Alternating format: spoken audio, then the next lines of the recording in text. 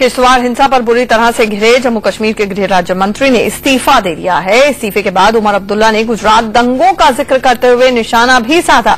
Twitter पर उमर ने पूछा कि क्या 2002 के दंगों के बाद गुजरात के गृह मंत्री या फिर गृह राज्य मंत्री ने इस्तीफा दिया था। सवाल उठता है कि क्या एक तरीके से उमर ने ये मान लिया है कि किचलू ने भी राजधर्म नहीं निभाया।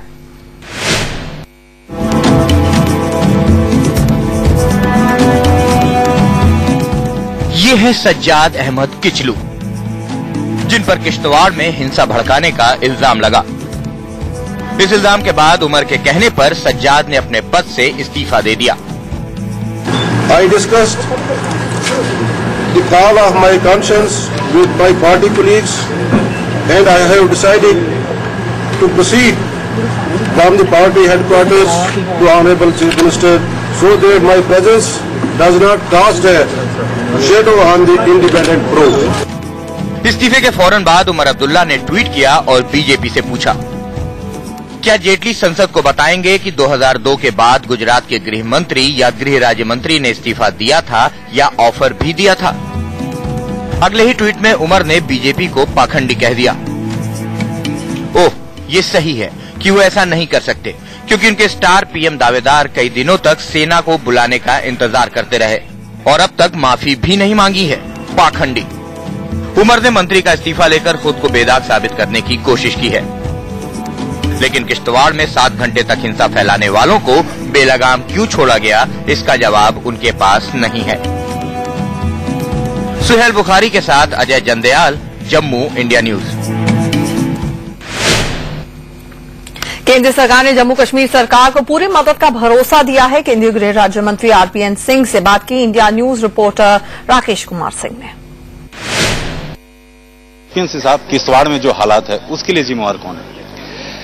ये तो जुडिशियल इंक्वायरी आएगी, उसके सामने जुडिशियल इंक्वायरी की बात की गई है। जहां इस तरह की वायलेंस होती है वहां नेताओं को रोकने का काम किया जाए, क्योंकि नेता का भी पहले क्या चाह है कि वहां शांति बहाल होनी चाहिए। तो मैं समझ सकता हूं कि सब लोग उसी के लिए कार्य कर रहे हैं, शांति वहां बहाल होनी चाहिए। जो हालात हैं उसके लिए उसके तार सीमा पार से भी जुड़े हो सकते हैं। देखिए, जांच की बात की गई है, जांच जुडिशियल इंक्वायरी वहां एक रिटायर्ड जज के माध्यम से हो रही है। जब तक वो जांच की रिपोर्ट नहीं आ जा सकती उस पर कुछ कहना संभव नहीं है। जो जम्मू सरकार, खासकर उमर अब्दुल्ला सरकार है, क्या उसकी जो अब तक रणनीति है उससे आप सहमत हैं? ऐसा है, हम उनको जितनी भी सहायता दे सकते हैं कि जम्मू में शांति बहाल हो।